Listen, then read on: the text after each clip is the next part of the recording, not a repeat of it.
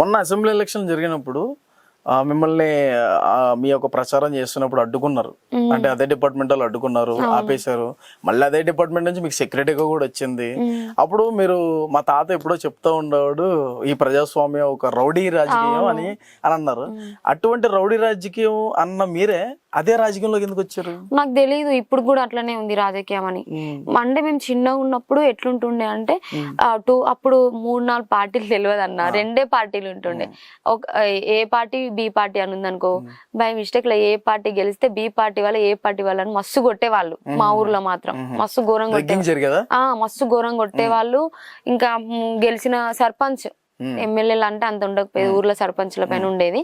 గెలిస్తే ఇంకా అప్పుడు ఎట్లుండేది అంటే నిచ్చెన మిద్దె పైనకి లాక్కొని పడుకునే వాళ్ళు, లేదంటే డోర్లు గట్టే పెట్టుకొని, అంత ఘోరమైన పరిస్థితి ఉండేది.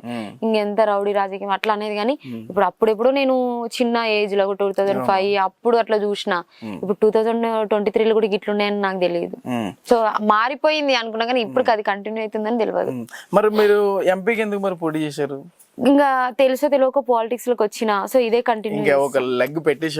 ఇంకా అంతే, ఇంట్లోనే ఉంటా పూర్తి స్థాయిలో రాజకీయాలే. మరి దాన్ని రాజకీయంలో నిలబడాలన్నా, రాజకీయంగా ముందుకు రావాలన్నా ప్రజలందరితో పాటు ప్రజలను పోషించడానికే డబ్బులు అన్ని కావాలి. చుట్టుపక్కల సైన్యం ఉండాలి, ఆ సైన్యం పోషించాలి. మనం తిరగడానికి రావడానికి వాటికి అన్ని డబ్బులు కావాలి. మరి ఇవన్నీ మీకు ఎక్కడి నుంచి వస్తాయి? పోయినసారి నాకు నేను ఎవరికి ఏం పోషించలేదు కదన్నా, వాళ్ళే జెన్యున్ గా వచ్చారు కదా. సో జెన్యున్ గా వచ్చే వాళ్ళు మీరు 1000 రూపాయలు పెట్టాల్సిన చోట 100 రూపాయలు పెట్టాలి. పెడతా. ఇంకా ఆ డబ్బులు మీకు ఎక్కడి నుంచి వస్తాయి? నేను మామూలుగా ఇన్స్టాగ్రామ్ ఇన్ఫ్లుయెన్సర్ కదన్నా, యూట్యూబ్ కూడా కొంచెం వీడియోస్ పెట్టడం వల్ల నాకు కొంచెం అమౌంట్ వస్తుంది. సరిపోతాయి? ఏమో సరిపోయిన కాడికి అడ్జస్ట్ చేసుకోవాలి.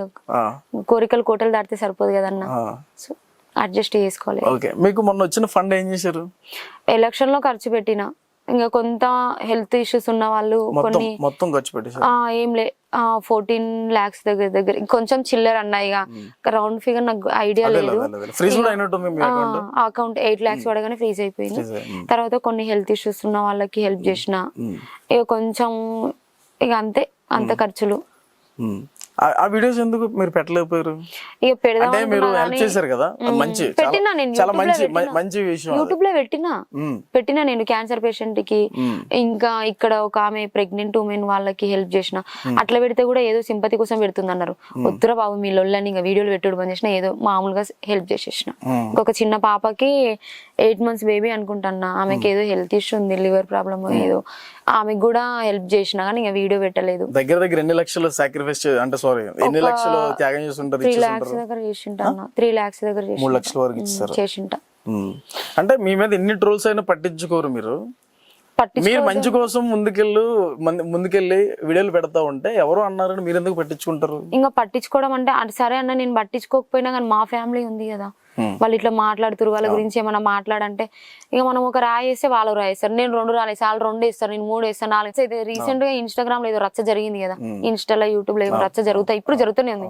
ఆ రచ్చ చేసేంత ఓపిక నాకు లేదన్న. ఇక అనేవాళ్ళు అన్నని, కొట్టేవాళ్ళు కొట్టని, తిట్టేవాళ్ళు తిట్టని, ఓపికనందరూ భరిస్తే అంతే. హర్ష సాయితో ఎందుకు పోల్చుకున్నారు మిమ్మల్ని?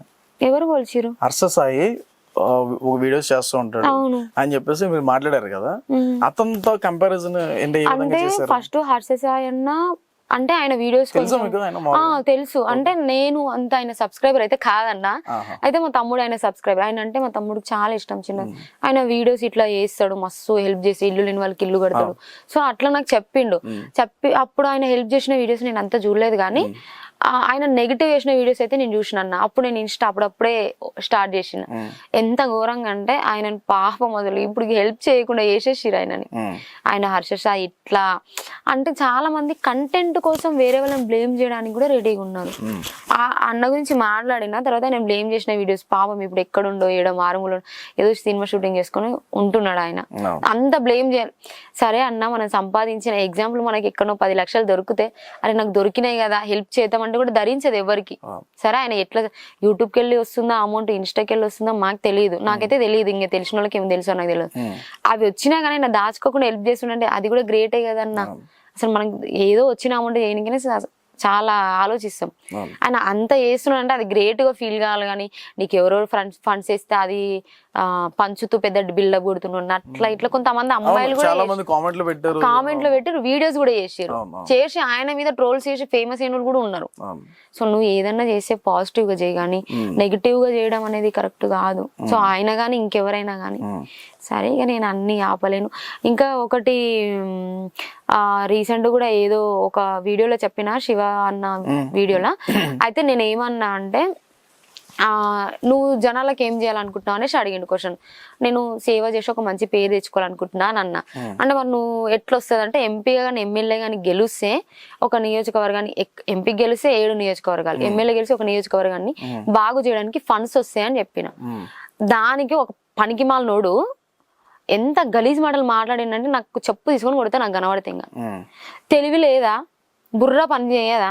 ఒక ఎమ్మెల్యే గానీ మీరు లోకల్ ఉన్న అని చెప్తున్నా నేను, నువ్వు లోకల్ ఉన్న అడుగు. ఎమ్మెల్యే గానీ ఎంపీ గానీ ఆయన వచ్చే శాలరీతోనే నియోజకవర్గాన్ని బాగు చేయడు. ఖచ్చితంగా రోడ్డు బాగు చేయడానికి గవర్నమెంట్ నుంచి కొంచెం ఫండ్ వస్తుంది. నువ్వు స్కూల్ బాగు చేయించడానికి ఫండ్ వస్తుంది. మొన్న మా ఊరు స్కూల్ బాగు చేయించడానికి 14 lakhs వచ్చినాయి ఫండ్. నేను అది చెప్తే నిన్ను కామెంట్లలో ఏందో వేస్తున్నాను పెడుతుండు. అది హైలైట్ పోయింది వీడియో. నెక్స్ట్ ఈ రోజు ట్రోల్ చేస్తుండు. కడుపుకు అన్నం తిన్నప్పుడు కరెక్ట్ తెలుసుకొని ట్రోల్స్ వేయాలి. మాకు ఒక ఫ్యామిలీ ఉంది, నీకు ఫ్యామిలీ దిక్కులేదు, నువ్వు అన్నద కుక్కవేమో ఏదో వేరే స్టేట్లలో బతుకుతున్నావేమో నాకు అవసరం లేదు. ఒకరిని ట్రోల్స్ చేసే ముందు మూసుకొని ఉండాలంతే. పనికి మాలిన వీడియోస్ హైలైట్ అవ్వడం కోసం పెడితే నేను నెక్స్ట్ వాళ్ళ మీద కూడా కేసు పెడుతున్నా. కేసు పెట్టి ఎవరి మీద కేసు పెట్టినా నేను వీడియో చేసి మరీ చూపిస్తా. గలీజ్ నువ్వు ట్రోల్స్ చేసుకో ఏమన్నా, నువ్వు సరే నేను తప్పు చేస్తే ఇట్లా కాదమ్మా ఇట్లా చెయ్యని చెప్పాలి. నువ్వు కామెంట్లో అది చేసి ఏం మాట్లాడుతుండు? కడుపుకు అన్నం తింటుండా గడ్డి తింటుండా గాడిది ముఖమోడు? ఎందుకు తీసుకోవాలంటే ఓపిక పట్టిన ఒక వీడియో చేసిండు పోనీలే అనుకున్నా. ఇప్పటికి 4-5 వీడియోలు కంటిన్యూగా చేయబట్టి అంటే నా వీడియోలు చేసి ఎక్కువ వ్యూస్ పోతుండే, ఆయన హైలైట్ అవుతుండు. ఇప్పుడు కేసు పెడితే ఇంకా హైలైట్ అవుతాడు, ఇంకా పోలీసుల చేతిలో హైలైట్ అవుతాడు. పెడతా కేసు, ఈ ఎలక్షన్స్ అయిపోయి ఎంపీ ఎలక్షన్స్ అయిపోయినాక నెక్స్ట్ డే కేసు పెడతా, అప్పుడు ఇంకా పోలీసులు మంచి హైలైట్ చేస్తాడులే. వీడియోస్ అన్ని డౌన్లోడ్ చేసి పెట్టుకున్నా, మంచిగా డౌన్లోడ్ చేసిన ప్రూఫ్స్ కావాలి. మీకు వర్క్ అంతా ఎలా తెలుసు మీకు? అంటే ఏమైనా వీడియో ప్రమోట్ చేసే విధానం కానీ టెక్నికల్ వర్క్ కూడా ఉంటది కదా, అవన్నీ మీకు ఎలా తెలుసు? నేర్చుకున్నారా మీరు ఏమన్నా? తెలీదు, మామూలుగా నాకు ప్రమోషన్ చేయడం కూడా తెలీదు. కొంచెం చెప్తారన్నమాట మా ఫ్రెండ్స్ ఇట్లా చేయాలి, లేకపోతే వేరే వాళ్ళు ప్రమోషన్స్ చేసి ఆ వీడియోస్ చూసి ఇట్లా చేయాలని చేస్తా అంతే. ఓకే, ఇప్పుడు బరిలెక్క మంచిగా ఎంపీ స్థానంలో పోటీ చేసే అభ్యర్థిగా ప్రజలకి మీరు ఏం చెప్తారు? ప్రజల నుంచి మీరు ఏం కోరుకుంటున్నారు? ప్రజల నుంచి నేను ఒకటే కోరుకుంటున్నా, నోటు తీసుకోకుండా ఓటు వేయండి. ఓటు అనేది మన జరుగుద్దంటారా? ఇంకా ఏమో నేను ట్రై చేస్తాను, నా ప్రాణం ఉన్నంత వరకు ట్రై చేస్తా.